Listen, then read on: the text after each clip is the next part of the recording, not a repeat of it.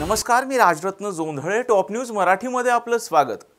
2 दिवसांपासून कोसळणारा मुसळधार पाऊस, खडकवासला धरणातून 40,000 क्युसेक्स वेगाने सोडलेलं पाणी यामुळे पुण्यात पूर आला. पुण्यातील खडकवासला धरणाच्या आजूबाजूचा परिसर आणि मुळामुठा नदीकाठचा परिसर पाण्याखाली गेला. या घटनेला 2 दिवस झाले. पूर सरला, पण पुराचा धोका टळलेला नाही. हाच पूर येण्यामागची अनेक कारणं आहेत. पाहूयात यावरचा टॉप न्यूज मराठीचा हा स्पेशल रिपोर्ट.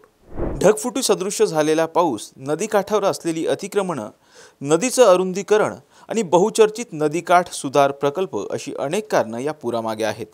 याच बाबतीत टॉप न्यूज मराठीनं ज्येष्ठ पर्यावरण तज्ज्ञ सारंग यादवडकर यांच्याशी विशेष संवाद साधलाय. मुळात ही जी आपली धारणा आहे की विसर्ग खूप सोडला गेला होता, तर ही धारणा काही अंशी चुकीची आहे असंच म्हणावं लागेल. कारण खडकवासल्यातून परवा विसर्ग सोडला होता फक्त 35,000 क्युसेक्स. खडकवासल्याची विसर्ग सोडण्याची क्षमता आहे 1,00,000 क्युसेक्स. त्यामुळे जर आपण हा विचार केला पाहिजे की 1,00,000 क्युसेक्स प्रवाह सोडला खडकवासल्यातून तर काय परिस्थिती होईल. 35,000ला जर आपली एवढी दाणादाण होते, शहरात अनेक ठिकाणी पाणी घुसतं, तर 1,00,000ला काय होईल. आता थोडं काही वर्षांपूर्वीचं जर आपण बघितलं तर 2014 साली 67,000 सोडला होता. 2019 साली 45,000 क्युसेक्स प्रवाह सोडला होता. तरी सुद्धा ही परिस्थिती आलेली नव्हती. याचं साधं सरळ सोपं जे कारण आहे, 2 याच्यात कारण आहेत की खडकवासल्यातून 35,000 प्रवाह सोडल्यानंतर त्याच्या खालच्या भागात आणि पुणे शहराच्या वरच्या भागात पाऊस जोरात चालू होता. त्यामुळे ते पाणी काही प्रमाणात ऍड झालं त्याच्यात. तो प्रवाह पुण्यात येईपर्यंत काय 40-45,000 क्युसेक्स पर्यंत तो प्रवाह झाला असेल. आणि त्याही पेक्षा महत्वाचं कारण म्हणजे तो प्रवाह पुणे शहरात आल्यानंतर पुढे वाहून जाऊ शकला नाही, तो अडकला, थांबला गेला. त्यामुळं पुणे शहरात जे अनेक ठिकाणी फुगवटा निर्माण झाला नदीच्या पाण्याचा आणि ते पाणी दोन्ही बाजूला पसरलं. आता हा प्रवाह पुढे का वाहून जाऊ शकला नाही, तर साधी गोष्ट आहे की नदी पात्रात प्रचंड मोठ्या प्रमाणावर अतिक्रमणं झालेली आहेत, होत आहेत. नागरिकांनी बेकायदेशीर अतिक्रमणं केलेली आहेत आणि स्थानिक प्रशासनाने कायदेशीर अतिक्रमणं केलेली आहेत. दुर्दैवाने निसर्गाला, नदीला हे समजत नाही की कुठलं अतिक्रमण जे आहे हे कायदेशीर आहे आणि कुठलं बेकायदेशीर आहे. पुण्याच्या महानगरपालिकेने अनेक ठिकाणी नदीपात्रात मोठमोठ्या इमारतींना परवानग्या दिलेल्या आहेत. त्या इमारतींची बांधकामं झालेली आहेत. खूप मोठ्या प्रमाणावर राडारोडा टाकून कृत्रिमरित्या जमीन तयार करून बांधकामं झालेली आहेत. 16 मजली बांधकामं झालेली आहेत. त्यामुळं पाण्याच्या वहनाला अडथळा मोठ्या प्रमाणावर निर्माण होतोय. आणि याच्यातलं सगळ्यात मोठं कारण म्हणजे पुण्यात करण्यात येत असलेला नदीकाठ सुधार प्रकल्प.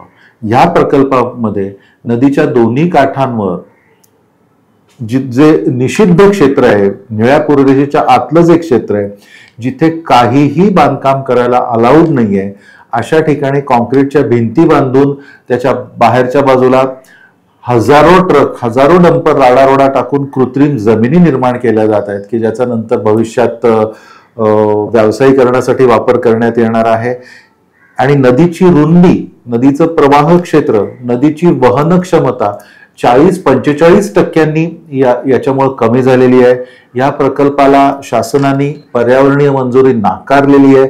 असं असताना सुद्धा प्रशासन सगळ्या गोष्टी झुगारून देऊन त्यांच्यावर दबाव असू शकतील या बाबतीत काही, या प्रकल्पाचं काम पुढे रेटतंय. आणि ही जी नदीची वहन क्षमता मुळामुठा संगमानंतर कमी झालेली आहे मोठ्या प्रमाणात, त्याच्यामुळे त्याच्या ऊर्ध्व बाजूला दबाव निर्माण होऊन पूरक परिस्थिती निर्माण झाली आणि दोन्ही बाजूच्या अनेक ठिकाणी वस्त्यांमध्ये पाणी शिरलेलं आहे. पाणी 35,000 क्युसेक सोडलं होतं खडकवासल्यातून. त्याच्यात पावसाचं पाणी काही प्रमाणात ऍड झालं असेल. मुळात जे नियम आहेत, जलसंपदाचे सर्क्युलर्स आहेत, त्याच्यात असं स्पष्ट म्हणलेलं आहे की पूररेषा काढताना तुम्ही धरणाचा विसर्ग शिवाय धरणाच्या डाऊनस्ट्रीमला म्हणजे मुक्त पाणलोट क्षेत्र जे आहे त्याच्यातून येणारे प्रवाह पण गृहीत धरले पाहिजेत. पुण्यातल्या पूररेषा ते मुक्त पाणलोट क्षेत्रातले प्रवाह गृहीत न धरता काढल्या गेलेले आहेत. याच्यात असंही एक म्हणलं जातं की प्रवाह हे धरणातून विसर्ग ऐन वेळेला करण्यात आला, आधी कल्पना दिली नव्हती, पण तसं नव्हतं. जलसंपदाने 2 दिवस आधीच कल्पना दिली होती आणि याची गरजही नाहीये. IMDने सांगितलेलं होतं की आता पुण्याच्या क्षेत्रात मोठ्या प्रमाणावर पाऊस होणार आहे. आणि 2014 साली राज्य शासनाकडे एक रिपोर्ट, टेरी म्हणून जी संस्था आहे दिल्लीची, त्यांनी दिलेला आहे. 10 वर्षापूर्वी तो रिपोर्ट दिलेला आहे. त्या रिपोर्टमध्ये स्पष्ट उल्लेख आहे की पुण्याच्या आसपास 37.5% वार्षिक पावसाचं प्रमाण वाढणार आहे. पावसाचं प्रमाण एकीकडे वाढणार आहे आणि परंतु पावसाचे दिवस कमी होणार आहेत. थोडक्यात म्हणजे क्लाउड बर्स्ट, ढगफुटींचं प्रमाण वाढणार आहे. हा 10 वर्षापूर्वी राज्य शासनाकडे हा रिपोर्ट असताना शासनाने याच्याकडे पूर्ण डोळेझाक केलेली आहे. हा रिपोर्ट किंवा पुण्यातला जो नदीकाठ सुधार प्रकल्प आहे त्याच्यामुळे जे काही परिणाम होऊ शकतील हे गेली कित्येक वर्ष आम्ही स्थानिक प्रशासनाच्या, राज्य शासनाच्या समोर आणतोय, परंतु त्याचा काहीही उपयोग झालेला नाहीये. या पुराला एक तर मानवनिर्मित कारणं आहेत की जी कारणं याच्या मागे स्थानिक प्रशासन हे कारणीभूत आहे. या पुरात नदीकाठ सुधार प्रकल्पाचा जवळजवळ 100% वाटा आहे. राजकारणी सध्याचे जे आहे, सध्याचे काही पक्षांचे ते मान्य करत नसतील, परंतु या प्रकल्पाचा जो जलशास्त्रीय अहवाल आहे त्या अहवालातच असं म्हणलेलं आहे की मुठा नदीची पातळी किमान 5.5 फुटांनी वाढणार, पूर पातळी. हा प्रकल्प पूर्ण झाल्यानंतर, म्हणजे या प्रकल्पामुळे जे काही बॉटलनेकिंग होते, नदीचं अरुंदीकरण होतंय, त्यामुळे मुठा नदीची पूर पातळी ही 5.5 फुटांनी वाढणार असं या प्रकल्पातच म्हणलेलं आहे. या प्रकल्पाच्या अहवालातच म्हणलेलं आहे. या अहवालात या प्रकल्पाचं सगळ्यात पहिलं उद्दिष्ट सांगितलेलं आहे की पुण्यातल्या पूररेषा कमी करणं, पूर पातळ्या कमी करणं. परंतु तिथं एक असा डिस्क्लेमर पण दिलेला आहे की this is not a flood control project, म्हणजे हे प्रोजेक्ट पूर नियंत्रणासाठी नाही आणि जर पूर पातळ्या खाली नाही गेल्या तर त्याला आम्ही जबाबदार राहणार नाही, असं या प्रकल्पाच्या अहवालातच म्हणलेलं आहे. त्यामुळं राजकारणी काय म्हणतात किंवा सत्ताधारी पक्ष काय म्हणतात याला काहीच महत्व नाही. प्रकल्पाचा अहवालच असं म्हणतो की याच्यामुळे पूर पातळ्या वाढणार आहेत आणि ह्या प्रकल्पाच्या अहवालात ज्या पूर पातळ्या काढलेल्या आहेत त्याच्यात मुक्त पाणलोट क्षेत्रातून येणारं काही लाख क्युसेक्स पाणी हे गृहीत धरलेलं नाही आहे. त्याच्यात नद्यांच्या संगमामुळे जे बॅकप्रेशर जनरेट होतं आणि पूर पातळ्या वाढतात ते गृहीत धरलेलं नाहीये. व्हेरॅज कायद्याप्रमाणे ह्या दोन्ही गोष्टी अतिशय महत्वाच्या आहेत आणि त्या गृहीत धरल्या जाणं आवश्यक आहे, परंतु हे पूर्णपणे बाजूला ठेवून सर्व नियम धाब्यावर बसून या प्रकल्पाचं काम चालू आहे. ब्लू लाईनच्या आत चालू आहे, निषिद्ध क्षेत्रात चालू आहे. नदीची रुंदी 40-50% कमी होतीये. त्यामुळं सत्ताधारी पक्ष किंवा कोणीही काहीही म्हणो, प्रकल्पाचा अहवालच हे सिद्ध करतो की ह्या प्रकल्पामुळे पुण्यातल्या पूर पातळ्या वाढलेल्या आहेत. ह्या प्रकल्पाची एकूण लांबी 44 किलोमीटर आहे. 11 त्याच्या स्टेजेस आहेत. त्याच्यातल्या 8 स्टेजेसवर सध्या त्यांना महानगरपालिकेला काम सुरू करता येत नाही, कारण मुळात या प्रकल्पाला पर्यावरणीय मंजुरी नाही. पर्यावरणीय मंजुरी शासनाने नाकारलेली असताना सुद्धा रेटून प्रशासनातले लोक या प्रकल्पाचं काम करतात. 11 पैकी 3 स्टेजेसमध्ये या प्रकल्पाचं काम सुरू आहे.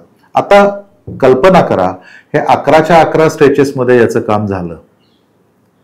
सगळीकडे नदीची रुंदी मोठ्या प्रमाणावर कमी करण्यात आली आणि खडकवासल्यातून 1 लाख क्युसेक्सचा विसर्ग सोडला. हे कधी ना कधी होणारच. याही पावसाळ्यात होऊ शकतं किंवा अजून काही वर्षांनी होऊ शकतं. नेमका त्यावेळेला फ्री कॅचमेंटमध्ये पाऊस पडत असेल तर पुण्यात दुसरं पानशेत होऊ शकतं. 35,000 क्युसेक्स प्रवाहाला आणि 11 पैकी 3 स्ट्रेचेसचं काम चालू असताना जर ही भीषण परिस्थिती निर्माण झाली तर प्रकल्प पूर्ण झाल्यानंतर खडकवासल्याने जास्तीत जास्त क्षमतेने विसर्ग सोडल्यानंतर काय परिस्थिती होईल याची आजच्या घडीला आपण कल्पनाही करू शकत नाही.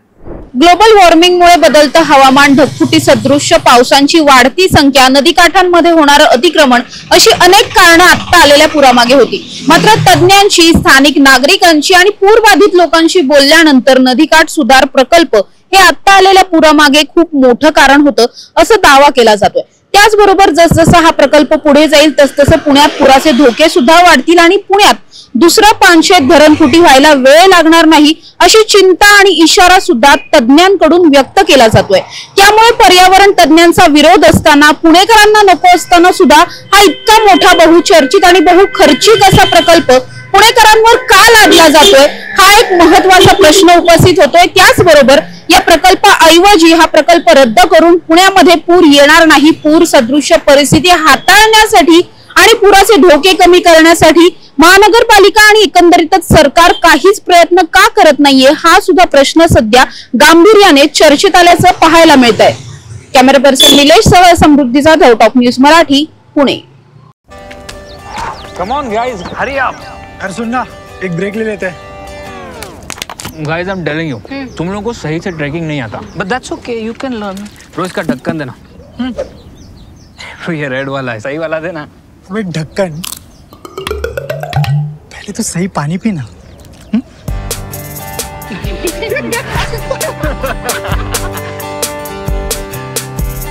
Manikchand Oxyrich, proudly Indian.